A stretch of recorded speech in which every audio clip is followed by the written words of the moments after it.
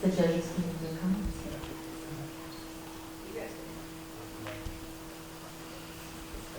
Imagine exchange of that. I don't want you to hear me fiddling or anything. I like it a lot. There's a lot to this demo. And there's cool variety in the different levels. I really appreciated that like each one felt a little different. I'll say like the one thing that frustrated me the most was the sort of user experience of placing towers. I wish I could have seen the range of them and maybe some hint at what they would do before I placed one. I think if you had maybe done one less level, you could focus a little more time there. But all in all, like, it was a very solid tower defense game. It really sort of like checked all the boxes. And I was very curious if that was 3D art in the levels or not. And it looked like it was just 2D with perspective. But I don't know, maybe someone clarify that for me later. Yeah, +1 to the pros and cons that Matt was just describing.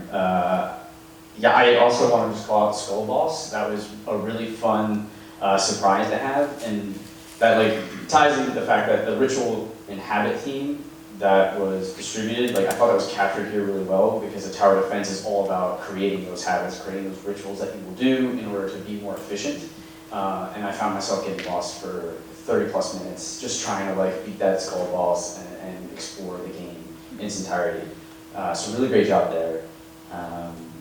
I think in addition to some of the things that like we want to maybe work on if you continue this project is just some of the audio overlapping, the UI icons or some kind of tooltip. It's like what Matt was saying of like describing what you're about to invest your money in. With that said, the economy and the balance was impressively like designed. Like for the amount of time that you had, it felt really good. I didn't feel like anything was too broken. So I didn't spend quite 30 minutes or get as lost in it as Clayton did. I did appreciate like the impact the sound design it had on it, and that everything made noise, and it's one of the, I think, pieces of game development we think about last, and it is one of the most important pieces of game development because it's like it's part of like messaging and communication to players. That was good. And even just the VFX that showed like on hits, so like you knew, hey, these bullets weren't actually missing things; they were connecting and colliding with like the enemy combatants and then having an effect on what they're doing. Ran like a couple weird bugs, like always make sure you're like figuring out like, hey, what if the player actually places this turret on top of the menu? So I think I lost some money by placing very expensive turrets on the menu, and then they kind of got lost underneath. Did know about the crazy skull boss, and it was really cool. Which I've like stuck around quite a bit more to get that level. But it was a good game.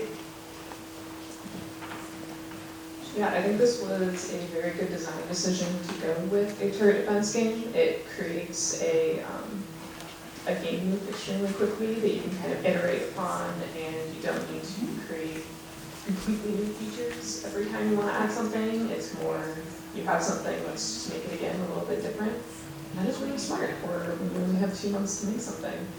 I think something that I would really like to see fixed is that there is the speed up buttons, but if you speed it up, the game actually becomes unbeatable because you can no longer kill enemies, they just move too fast. And as someone who only plays tower defense on max speed, that was a little disappointing for my playthrough, but otherwise it was really cool. Awesome, thank you very much, judges. And thank you, Pixel Tower Defense team. All right,